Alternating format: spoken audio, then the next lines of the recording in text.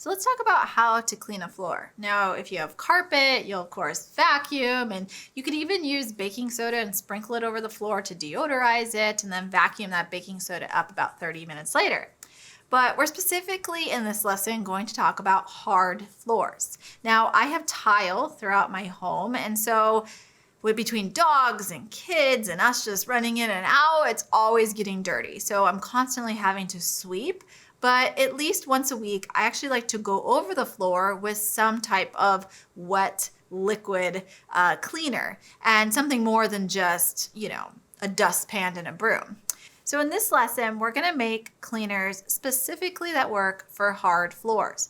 Now, floors are a big investment and you don't want to go ruining your floor. I actually ruined the floor in our first home because I bought a store-bought cleaner that was not appropriate for the kind of floor we had. So I always recommend checking with your manufacturer and the type of floor you have and finding out what works best for that kind of flooring. Many times they'll want to sell you a particular kind of product, but you can just use that information to then make your best judgment and to use a non-toxic cleaner. For example, if you're supposed to use soap, then maybe using a castile soap is going to work well on your floors. If you're not supposed to use any kind of soap products, then maybe just using hot water or a steam mop might work well. Okay, so let's get into this. So instead of using this type of floor cleaner, which is going to contain toxic ingredients, fragrance is one of those main ingredients in this, and we don't even know what fragrance is. Preservative is another one. What in the world is the preservative in this? There's a lot of very tricky words that we don't actually know what is being used in this actual product. To begin, we're going to use 2 gallons of hot water. Now, hot water is going to be best for cleaning surfaces. Then from there, you have the option. You can either add a soap like a Sal Suds or a Castile soap. So if you're using Castile soap, you can add 2 tablespoons to this hot water and stir it in. If you're using Sal Suds, you're only going to want to use a couple of teaspoons worth and stir it in. That's how you'd make option 1.